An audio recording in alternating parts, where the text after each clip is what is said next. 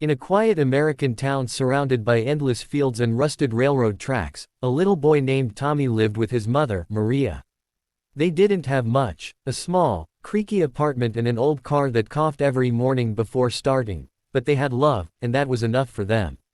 Maria worked long hours at the local toy factory, doing everything she could to keep food on the table and a smile on Tommy's face. Every Friday, she brought home a small toy from the factory, a simple gesture that meant the world to her little boy. One evening, the factory air was thick with dust and sweat. Machines clattered loudly as workers rushed to meet the daily quota. Maria, exhausted but determined, worked faster, trying to finish her shift early. She had promised Tommy she'd bring him a special toy, a shiny red truck that had just rolled off the assembly line. She couldn't wait to see his eyes light up. But not everyone in the factory shared her kindness. A few workers, rough, careless men who liked to mock others, noticed Maria packing a small toy in her bag. "Hey, Maria," one of them sneered. "Stealing toys now. Can't afford one for your brat." Maria frowned, clutching the toy protectively. "It's broken." They were going to throw it away, she explained softly. The man laughed cruelly. "Oh sure, that's what thieves always say." When Tommy came running to the factory gate, waving his little hands, Maria's tired face brightened. She hurried to meet him, kneeling down to show him the red truck. "Look, sweetheart, this one's for you," she said warmly. But before she could hand it to him, one of the men grabbed it from her hand, smirking. "Let's see what's so special about this junk," he mocked, tossing it up and down. Then, with a cruel grin, he slammed it onto the concrete floor. The toy shattered into pieces. Tommy's face turned pale. "No, that was mine," he cried, tears welling up. He ran forward, trying to pick up the broken parts, but the man pushed Maria back when she stepped between them. She stumbled, hitting her arm against a metal pole. Pain shot through her, and she winced. Tommy's cries grew louder. "They broke my toy and hit my mom." His small voice echoed across the parking lot, trembling with fear and heartbreak. Just across the street, a group of bikers sat outside a bar, their leather jackets shining under the setting sun. They were laughing moments ago, but now their smiles faded. The leader, a burly man with a thick beard, turned toward the noise. His eyes narrowed as he saw the boy crying and the woman clutching her arm. He stood slowly, setting his drink down on the table. "Boys," he said, his voice low but firm, "looks like we got a problem across the street."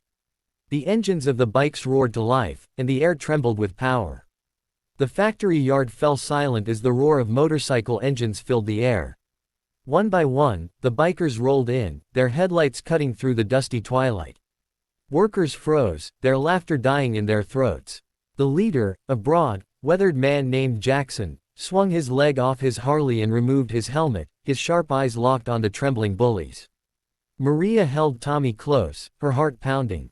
She didn't know these men, but the way they moved, calm, steady, with quiet authority, made her feel a strange sense of safety.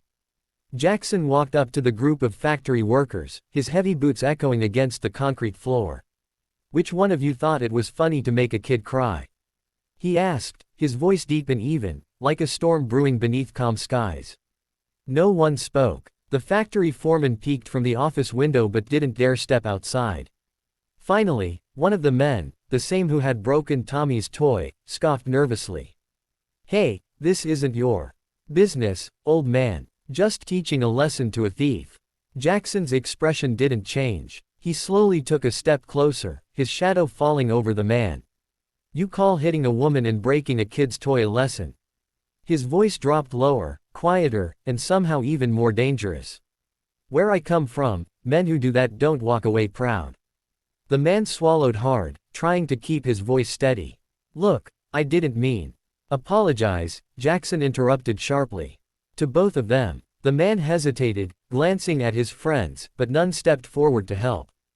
Jackson tilted his head, his jaw tightening. Behind him, the other bikers stood silently, their arms crossed, an unspoken wall of strength. Finally, the man muttered, "I'm sorry." Jackson's eyes hardened. "Louder. I said I'm sorry." The man barked, his face red with shame. Tommy looked up, confused but comforted by Jackson's steady presence. The biker turned toward him and knelt down. "Hey, little man," he said gently, his rough voice softening. Your mom's a brave lady. And that toy, well, I think we can fix that. He nodded to one of his men, who went back to the bikes and returned with a small package. It was a brand new red truck, bigger, shinier, and sturdier than the one before. Jackson handed it to Tommy. This one's yours, buddy. No one's ever gonna break it again. Tears filled Maria's eyes. Thank you, she whispered. You didn't have to. Jackson smiled faintly. Ma'am, where I come from, we take care of family. Blood or not. The bikers started their engines again, the thunder rolling through the factory yard.